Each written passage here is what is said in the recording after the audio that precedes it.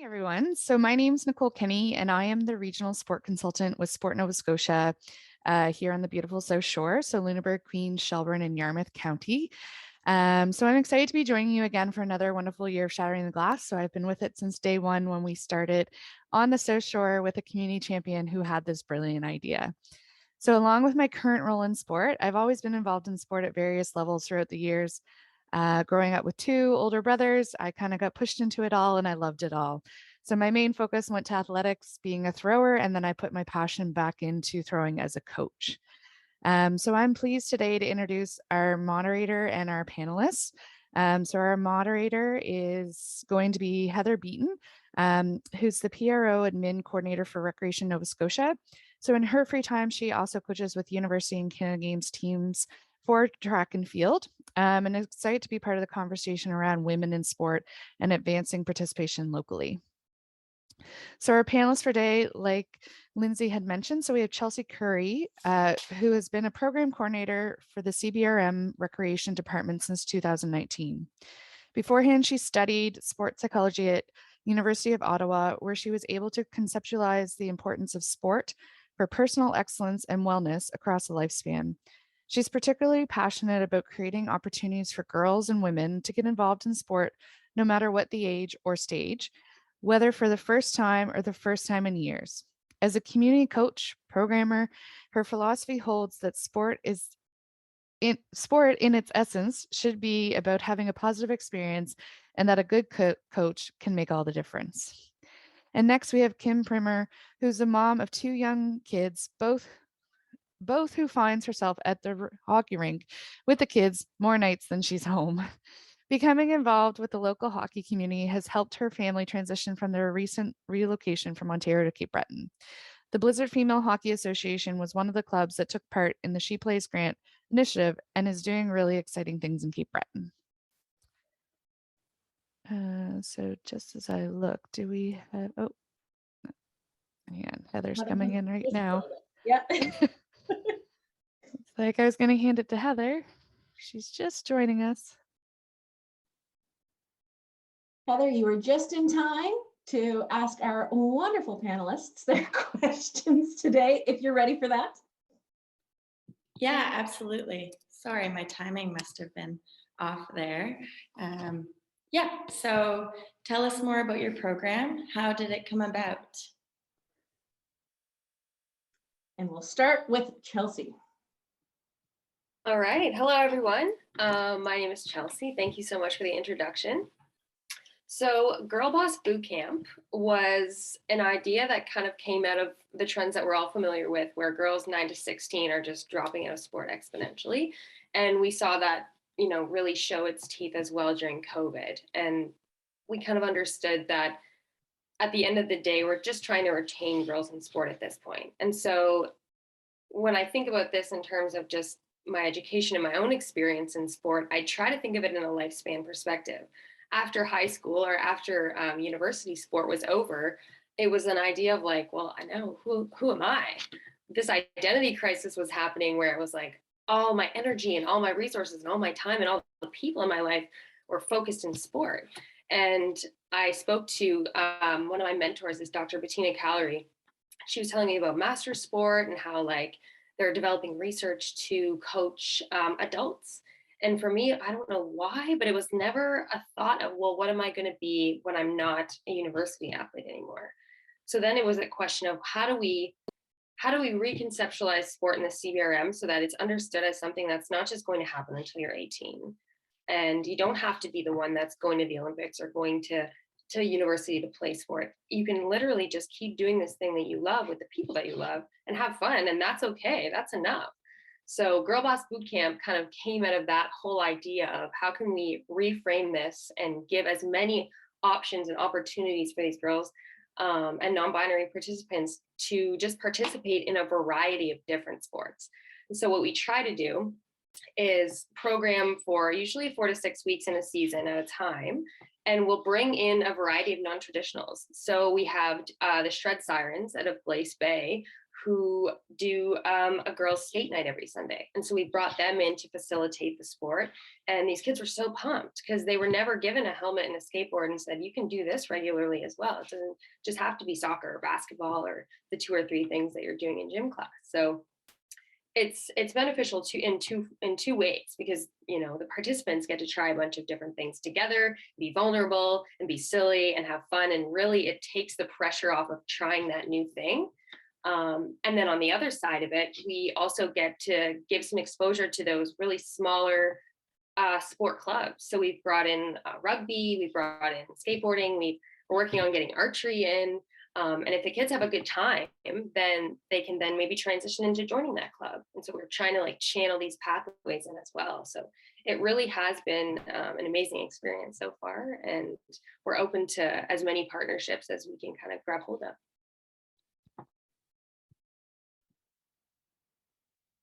Yeah, that's awesome. Yeah, Kim?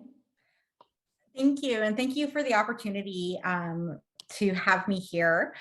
A little bit about the Cape Breton Blizzards. So back in 2015, Hockey Nova Scotia wanted to develop female hockey associations across the province. And so the Cape Breton Blizzards came about as part of a zone, and they were paired with the Glace Bay Minor Hockey Association in 2018 was their first season. With Glace Bay, the Blizzards had over 150 registered players. We had 10 teams, but since that we have grown and we have become an independent of the Minor Hockey Association and become our own female hockey association. Our first independent season, if you would, was the 2020-2021 hockey season. So right on COVID, right? But at the same time, we had 215 registered players, which is phenomenal. So we even grew from when we were with an organization that's decades old. We increased it. We had 13 female hockey teams. And then so we're currently in our second hockey season, and we have continued to basically explode in numbers. We're over 300 registered players right now. We have approximately 100 coaches, managers, officials that help the girls in their journey with hockey. We have more than 18 teams. This year, we've seen not only our competitive teams grow, participating in the provincial circuit, but our house league teams have grown. We've hit communities that have been traditionally underserviced, including having hockey games and hockey practices in local First Nations communities in the arenas there. We have programs from U17 all the way up to U18. Our U13 AA girls were doing an amazing job. They actually got moved up to the AAA level. So it's such an exciting time to build hockey in Nova Scotia for us. Approximately a third of our players self-identify as Black, Indigenous, or a person of color, which is incredible to get people into a sport that has sometimes had barriers to get in for people who do not fit into the traditional hockey profile. That's awesome. And I think you both are kind of touching on what happens when you create space for people, and that expansion and that big participation is really important. So that's awesome. So we'll move to our next question. So how did you get involved with the program or initiative, and what drew you in? And maybe we'll continue with this order. We'll start with you, Chelsea, and then we'll move over to Kim. Sure. So I guess I kind of ranted a little bit about that in the beginning. On a personal investment level, it was kind of I guess I was inspired by the idea of getting to help other people have that kind of game day feeling. And I think we all have had that moment, whether it's a presentation or a big game, and you just get that buzz and you're with the team or your coach, whoever it is. And I realized, again, after sport was done for me, it was like, oh, how am I going to get that feeling again? And I realized, like, oh, how many people have never had that feeling? So that was kind of the motivating passion, I guess, behind it. But I'm lucky in my role with recreation to kind of have a little bit of flexibility. And I'm actually the adult program coordinator. And so I kind of, again, see this on a lifespan perspective. On one hand, I'm trying to program for women who are sometimes in their 60s and 70s who just want to try pickleball for the first time and haven't played sports, in 20 years.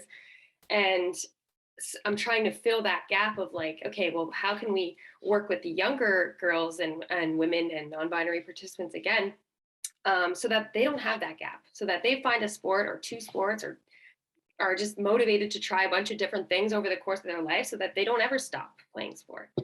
And so that's why I'm lucky, I guess, in my role with the department that I get to kind of mold and work with all the amazing other community groups that we have here to try and fill those gaps and make them accessible. So I guess that's kind of it in short. I'm trying to work with what we have available to us and just, again, reconceptualize the idea of sport not having to be super competitive all the time, or if it is, then how can you then channel that competitive nature either in your own sport or as a leader in a coaching role. And so we're trying to make those transitions more natural for girls and women to want to play sport and then lead sport and empower others at the same time.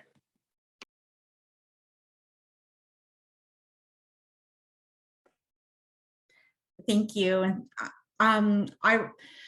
As the introduction said, I'm a recent relocation from central part of the country to the East Coast, like so many people have done over the COVID period. It was kind of a returning home for my husband. He's originally from Cape Breton Island, but I'm born and bred in Ontario, and I never imagined coming to the East Coast, but really happy with the decision.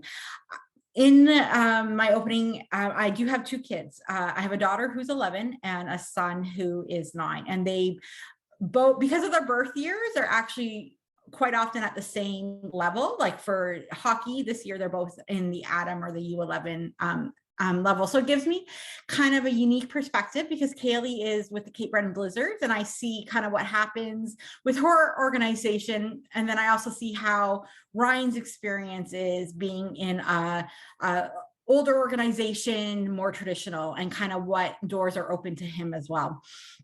So I became involved with the Blizzards essentially because my daughter wanted to recreate the experience she had in Ontario. The IIHF has an annual World Girls Ice Hockey Weekend in October, and it is such a big deal in Kemptville. There's balloons, there's cakes, there's everything you can imagine that like a 9 and 10-year-old wants for a party. And partly because of COVID, but we didn't have that when we first arrived. And so she wanted to recreate that. So she asked me to get involved, and I somehow agreed to that because I thought, okay, yeah, I could do that. And then it seems like it snowballed from there because I am a huge advocate when it comes to equity and to getting people involved. And like Chelsea was saying, because lifelong, we know that girls are at such an increased risk of prematurely leaving sports, that for whatever reason they drop out of sports at a much higher rate. And COVID, we have no idea of the impact that that's going to have on girls returning to sports once they can. So really kind of for me, it's about making sure that my daughter's experience is comparable to my son's, because I can be quite honest, it's not. And I cannot believe in 2021, last year, that I still, for example, not in Cape Breton, but we were elsewhere in Nova Scotia at a camp, and my daughter was put into the equipment room as her change room, because they had the change rooms for the boys. So how is it in 2021 that she still doesn't have a proper change room? So this was a facility that has 4 locker rooms, and they put the 3 girls participating in the 5th locker room with a piece of paper over the name equipment. So to me, that's just signal that we have more work to do. That we've come a long way, but that there is still, we're not there yet. we just have so much more to go.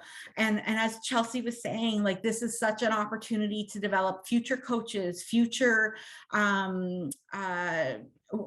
you know, it could be an opportunity to get kids into university or college if they see this as something they wish to pursue at a different level. Part-time jobs, volunteering in the community, giving back. There's just so many things that we can do when we empower girls, and it can really have a huge impact on the well-being of not only the participant but the entire community. Sorry about my rant. No, that's great. And I'm just taking notes as I go. And also I apologize for the echo in the room that I'm in. But yeah, I think that both of you are doing great, especially within like access to what's available. But then also recognizing those barriers and seeing them as kind of opportunities and saying, oh, well, this is the barrier that exists. How can we move forward and challenge that barrier? How can we work with what we have to move forward in a positive way, or create leadership, or like empower women and girls to kind of the betterment of sports. So that's really great. And I love the rants, and I can't speak for everyone, but yeah. So our next question is, what would you consider to be your program's biggest success? Yeah. So maybe it's something for you personally, or maybe it's a larger accomplishment, but yeah. I think for GirlBoss Bootcamp, one of the biggest successes in my eyes is actually the gender diversity that we're seeing. So right away, when we kind of designed this program and we're putting all even the language together, it was like girls, women, girl boss. It's all about, you know, that side of the gender spectrum. And then the more we kind of thought about it, we wanted it to just be inclusive. And so we started changing the posters, and we started to make sure that like even the intake forms that we were doing, we're asking all the participants about like the pronouns that are used at home and the pronouns that they prefer to use, and then what they'd like to use in this setting. And I think that has kind of totally refreshed my perspective of gender equity, because sometimes I tend to get defensive of, you know, girls and women, because it's almost this protective nature of like, well, the boys and the men have had it like this, so that's how we have to have it. But now I'm just seeing it so much more as like an open, again, spectrum, and that's exactly what it is. So I guess now we're starting to see a lot of trans kids come through. We're starting to see that the kids are non-binary. They're identifying as she, they, or they, them, and they just let us know. And that's, you know, it's that simple. And so I think the fact that we've really created a space that's been comfortable for the kids to do that, and there's lots of parental support, and it really is, it's exciting to see how easy it is for this generation to adopt that and to be accepting of just so much diversity. It's a simple feat, and it's not really directly sport related, but just because we've made that kind of a safe, fun space to experience sport, I think is going to really have a positive impact on how meaningful that experience is, and how the longevity of, again, their involvement in sport across their lifespan. So that's been really awesome to see.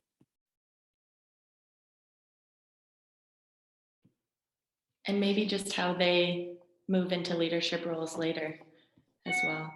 Exactly. Yeah, exactly. Like we have a couple of coaches who also are non-binary too. So I think it's really important for the kids to see that and go, oh, awesome. Like, you know, I'd like to be a coach too. And it doesn't matter, you know, what my pronouns are or where I come from. Yeah, exactly. And I think along the similar lines is for our program, for the Cape Breton Blizzards, is our growth that we've really experienced over the last year. We've by far outgrown ice availability. So ice access is a huge resource issue, but we don't let it stop us either. We're not going to limit our numbers. We're going to keep fighting, and we're going to keep advocating, and we're going to keep problem solving and coming up with creative solutions to make sure that we get every single person who wants to be on the ice. So we were able, in 2 years of being independent from the Minor Hockey Association, we have a full complement of hockey. We have, like I said, over 18 teams, 300 players. But we built that from scratch, and our ability to retain girls and the 12 to 16 age has been great. We have both house league and competitive. We've been keeping them there, and we continue to keep or we continue to hope to maintain them in the hockey. That is their if this is their passion that they would like to do. I also think the diversity that we have within the Cape Breton Blizzards is really important too. I think there's room for improvement for sure. I think we can continue to do that from a board level all the way down, that there is room for us to grow. I also want to kind of flag for Cape Breton and Chelsea, you're I'm going to assume that you probably have had similar experience, but because there is a tremendous amount of children who are living in poverty on the island, much greater than the province of Nova Scotia as a whole. I know the Canadian Centre for Policy Alternatives lists that 25% of children in Nova Scotia are living in poverty, whereas the Sydney Victoria district, that number actually increases to 36.6% of kids are living in poverty. And when you look at some of the other areas where our hockey programs are, such as Eskazoni, that increases up to 73.2%. So there's a lot for us to do there. And so I think one of the really successful things that has helped us has been developing the partnership with 8 hockey associations in developing the Cape Breton Minor Hockey Partnership 50-50 draw. So that can help towards reducing the costs for kids for their registration, helping maintaining equipment and keeping things more affordable. There's obviously more that we can do, but working with the Cape Breton Islanders Minor Hockey Association, the Sydney Steelers Minor Hockey Association, the Cape Breton Lynx, which is another female organization, the Cape Breton Jets, the Cougars, the Mitsubishi Rush, and the Cameron Junior Miners, we have worked really hard at the 50-50 fundraising despite COVID to try to make sure that kids are able to get into hockey. This year, we've had more than 45 young girls in what we call the First Shift program. So this is a program that provides the opportunity for players that are brand new to hockey. And so not necessarily the little ones, they could be like 11, 12 years old. Equipment's provided, one-on-one instructions provided. So when they are with their age group, they feel more confident in their ability to be there, and that therefore are more likely to keep with it if they feel that they belong. Because it's really a sense of being included in the group and being part of something larger, part of a community that you can identify with. And so we've also been able to do that with support from our sponsors such as Dairy Queen, Sobeys, but we also rely on a lot of the other funding supports like Jumpstart and the sport funds and stuff like that to really try to get as many kids from the island involved. Yeah, and also when we look at Sport for Life, like joining at 12 is better than, it's great. It's like anyone can join at any age. So how are we making those funnels into participation, and how are we getting people engaged and knowing that you don't have to be the best when you hop on the ice? Or something I always say is you don't have to be good at your hobbies to participate in them. So that's really important, and that's awesome work you're doing. There is some questions coming through in the direct chat. So we have a few more, and then I'll open it up for people. And when we do open it up, you can either send me the question and I can ask it, or you can ask it out loud. But our next question is, what have you learned that surprised you? Yeah, so maybe something you weren't expecting, or something personally that touched you. Sure. So I think for me, it was really the fact that a lot of the little things made a massive difference. So like, here I am thinking, you know, we're doing this program, I have to get all this, funding, and I have to do media campaigns so that every community knows about it, and all this, extra stuff, which in a sense, like, like Kim was saying, we do live in a community where sport is not accessible to most, no, I shouldn't say most, but a lot of kids, way too many kids. And so part of that absolutely was getting some funding and finding ways to offer, rides and things like that. But part of the effort in just keeping in touch sometimes, or just taking a minute to talk to each kid and get to know how their day was at school, are the reasons that they came back. So I think that maybe what surprised me, or at least what was definitely, again, more rewarding, was knowing like how minimal the effort even needs to be for that experience to be super positive as a leader, and to hopefully, again, kind of ingrain that idea of like, okay, if I'm having a positive experience with this coach, I want to be just like that.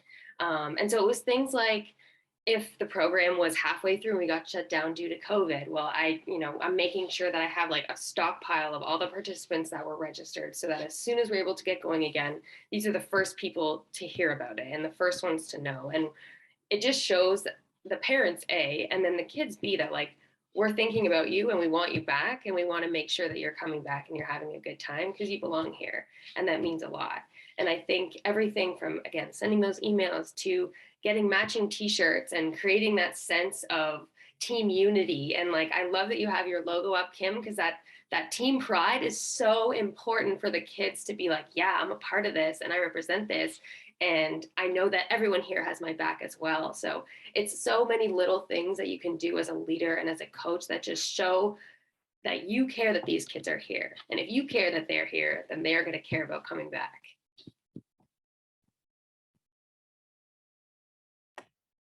I think that is beautifully said, Chelsea, like in terms of that connection, that identity, in an increasingly connected digital age. Sometimes we are so incredibly distant from each other, right? It's hard, although there's a lot of opportunities. I think our ability to form those interpersonal connections can sometimes be challenged, and COVID has definitely added a layer of complexity to that.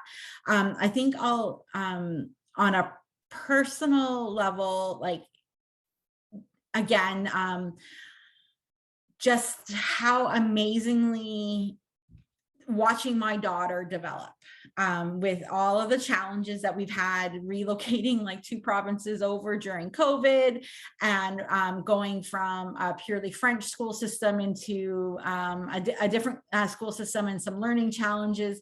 But her sense of belonging is amazing. And she is looking into the future in a way that I was not sure was going to happen. She is now planning on attending a veterinarian school and playing hockey with one of her friends from the team, and that's what they're talking about now. And I know that's going to change a million times, but it's that sense of, we're in this together. And even just the other day, she was watching the U13 girls ahead of her, and she's like, Mom, they're so big and so fast, am I going to be like that? And we were able to kind of have those conversations that hockey's allowed us to have about growth and perseverance and having fun and keeping yourself safe and advocating for yourself. So I think it's been incredible that way.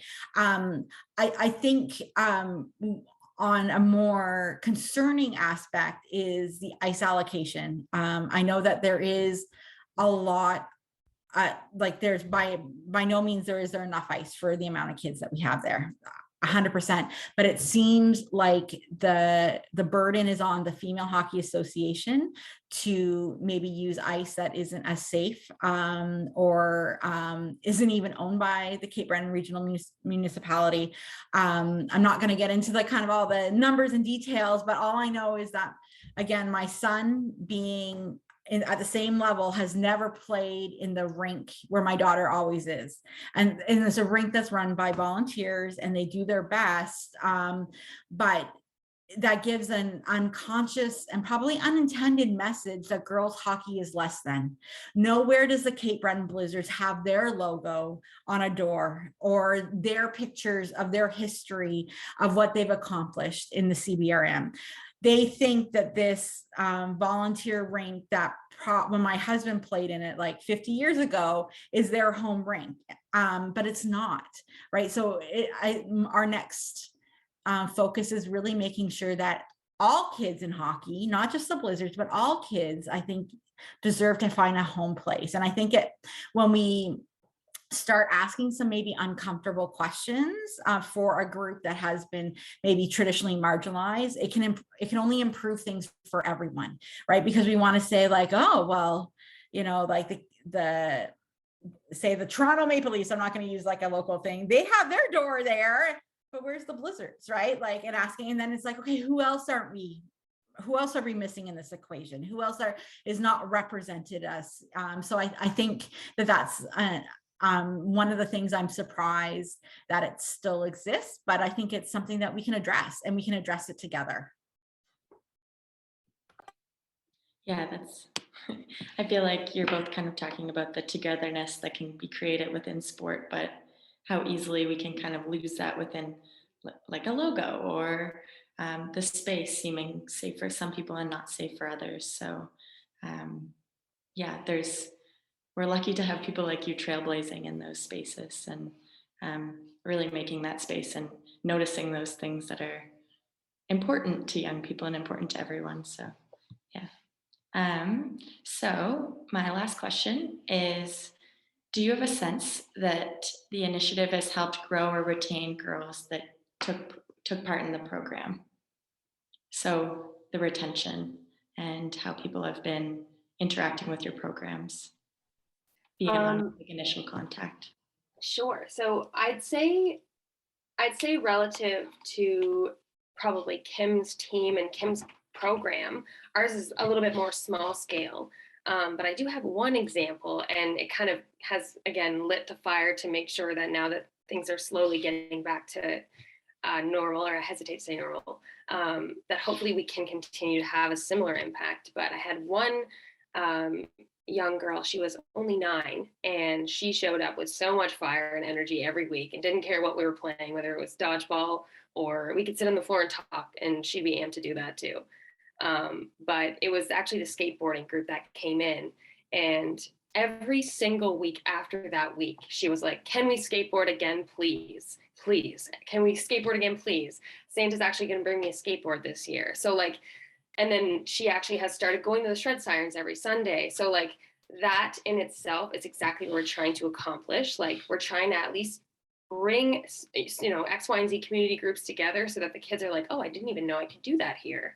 Or it's only a 15-minute drive, or maybe, you know, with this grant, like CBRM can help me get there to that program. So, and Kim, maybe we should partner. Maybe we should do some floor hockey so I can get some girls to the Blizzards. Yeah. But that was exactly an example of like, that kid had literally 45 minutes on a skateboard, and now she skateboards every single week. And so that is hopefully a sense of what we can accomplish, even though it was only one kid. I really hope that that's, you know, that's the game day feeling that I guess that we're chasing. So.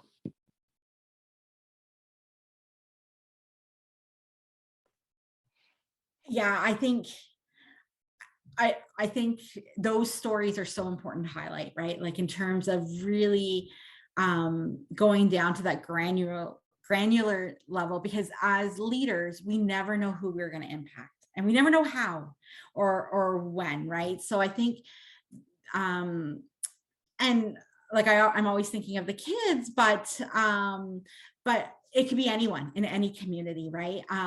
So I do think we have the opportunity to continue to grow. I think that there is a lot that we can do for kids in Cape Breton. And I know, like Chelsea, you're right. Like they're getting people just connected within the organizations that are out there are so key, whether it be softball, soccer, skateboarding, skiing, whatever we can do to get people out there and reaching out, trying something new, challenging themselves. Because I keep on thinking, like, you know, these are the life skills in sports are what I hope my kids will take away from, like in terms of whether their part-time job may be ski school instructor or lifeguard or whatever, but these are, so I look at these as an opportunity, and I know I come from a very privileged position to look at that from there.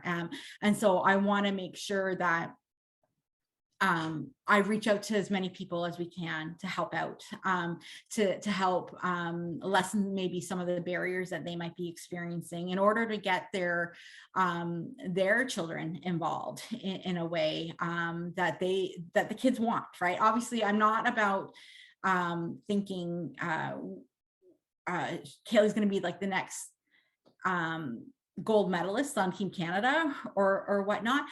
But if she wants to try, I'm going to be there to help her and help her learn along the way. But I do think it comes, in order for us to continue to succeed, we need partners, like not just like between, like, say, Chelsea and I, but we need it within the municipalities, the province, and the federal levels. So not only funding, but also transparency on how decisions are being made. How do we do a fair access to play that's meaningful? In that on the ground level, so that we are at gender parity for equal access to sports or arts or culture, whatever that might be. We need to start having some of those conversations and then reflect on how our decisions are helping or hindering that process, and stuff like that. So I think that's kind of where I'll leave off, is that really open transparency and difficult conversations that can happen, but that in order for us to grow, that's the starting point for us. Awesome. Yeah, thank you. I'm just mindful of time. We have about 10 minutes left, and I have one direct message question for Chelsea. And then if anyone else has questions, you can raise your hand function in the reactions, or send it to me in the chat. So Chelsea, have you done any education for parents and participants on trans and binary inclusion? So I haven't directly actually done much with the parents at all, but I do actually really like that idea. And that kind of comes back to that intake form that we do with the kids right at the start of the program, because some of them will say at home, I'm she, her, but here I'd like to be they, them, you know, and that's who I'm comfy with. So like, I haven't actually deep dived into an educational component for parents, but I do definitely think that that's valuable. And it might honestly be something that we tackle on a larger scale than just the program. We are trying to, actually, we're working on a gender equity policy development right now, so that we are mindful in all areas of the CBRM, not just recreation, to be considerate of gender disparities. And it goes back again to like what Kim was saying about facilities and how the spaces were not set up. The system has not been set up with women and girls and trans individuals and non-binary participants in mind. And that goes down to, like you said, like Kim said, it's the labels on the doors, it's inclusive bathrooms and safe spaces, it's even color palettes sometimes. And so I guess I kind of went on a little bit of a tangent here, but we haven't done that yet. But I absolutely want to take the time to educate the broader community about how trans youth are experiencing or not experiencing sports, so that we understand that this is a massive gap and is going to be a gigantic problem that if we don't address now, will follow these kids, you know, throughout their sport journey. Great question and great idea. Yes, thank you for that. Does anyone else have questions that they would like to ask themselves? I'm not seeing any hands raising, but I'm sure there's a way we can get in contact with the panelist afterwards if people have looming questions, potentially. Absolutely, Heather. So we'll put it out to anyone who has a different question that they don't feel comfortable or has any specific questions that they'd like to. You can certainly reach out to me and we will either get that answer for you or connect you to someone who does have that answer. So Perfect. So personally, I just wanted to say thank you. Chelsea, your work around creating a safe space and how the little things make a difference kind of is really shown in how you are talking about your program. And I think there's a lot of emphasis on like the caring adult relationship in yours, but both of what you're doing. And then Kim, your work around connection and moving past the barriers and kind of seeing beyond the little things, or seeing more of the little things also, and creating those opportunities for new youth in sport and trailblazing in that way. I think both of your passion is very apparent and really exciting for everyone here today to hear about. And I'm sure all of us will have burning questions later. So if you get emails, I apologize. But thank you. Yeah, I think that concludes our session. We're out a little bit early, but Nicole, do you have anything to add? No, I was just going to say, so Kim, I don't know if you saw in the comment box, but there was a message in there for you. So just from Susan Steele of that her niece is with the Metro East Inferno Hockey, and they're also upset with the differences between boys and girls hockey. So just giving an email if you want to connect with her family.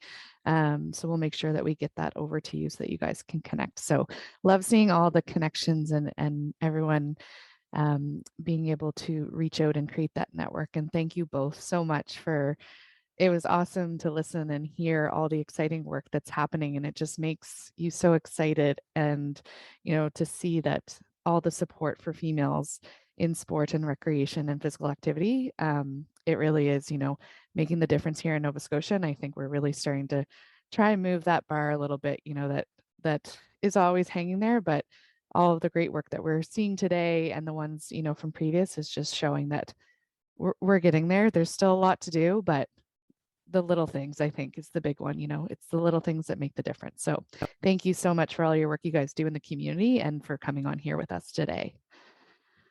So Janice, I think we're staying in this, right? Because everyone's coming back to us. yeah, everyone's coming back to us. So they're just wrapping up now. So this is an opportunity if anyone has any burning questions or last minute thoughts. And I know Kim, you're unmuted, so I feel like you've got another thought for us. Oh, thank you. And also I wanted to apologize. I was trying to respond back to someone and my tech abilities are not where they are. I started school like before the internet. So I apologize if I didn't send messages into the right place, but thank you so much. And thank you for inviting us here for this panel. It's been great.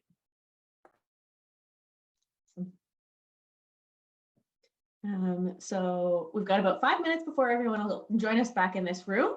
So this is a quick little break opportunity for anyone who needs to grab another drink or use the washroom, and we'll come back with our national team athlete panel and Lindsay.